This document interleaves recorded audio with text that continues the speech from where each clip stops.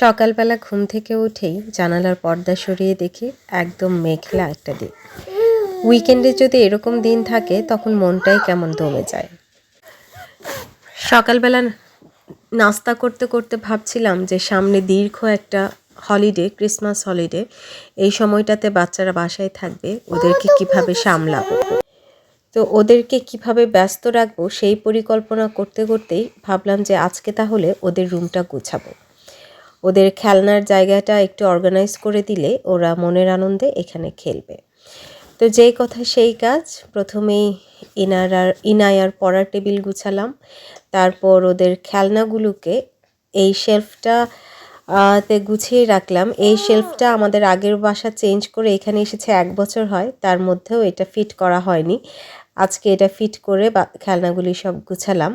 এখানে ইনায়া উপরে ঘুমায়, ওর ঘুমানোর আগে বই পড়ার অভ্যাস, তাই ওখানে কিছু বই রেখেছি। আর এইখানে খেলনাগুলি এরকম খোলা রেখেছি, এতে করে হয় কি বাচ্চারা সামনে খেলনা থাকলে ওরা ওদের পছন্দ মতো খেলে এবং পরে বললে আবার গুছিয়ে রাখতে পারে। তো গুছিয়ে রাখার পরে আমার কাছে অর্গানাইজার তেমন কিছু ছিল না, বাইরে যাব সেটাও ইচ্ছে করছিল না।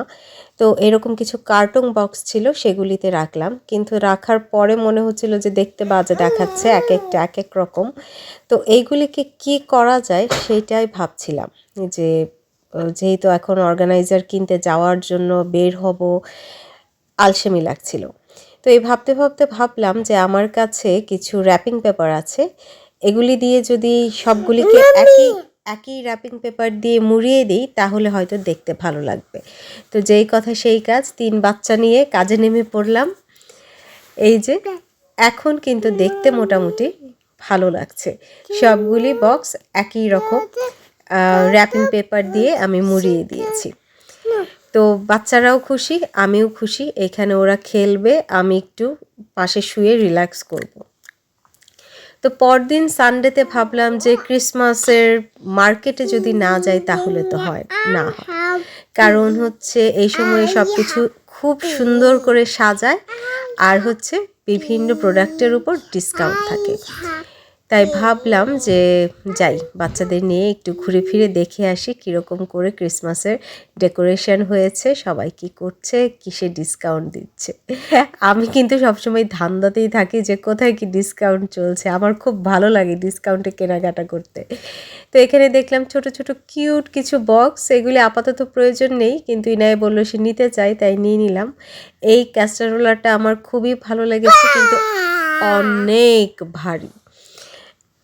আর এখানে দেখছিলাম ঘুরে ফিরে কি কি আছে কি নেই, ক্রিসমাস ডেকোরেশন পিস, এগুলি এত কিউট এক একটা জিনিস।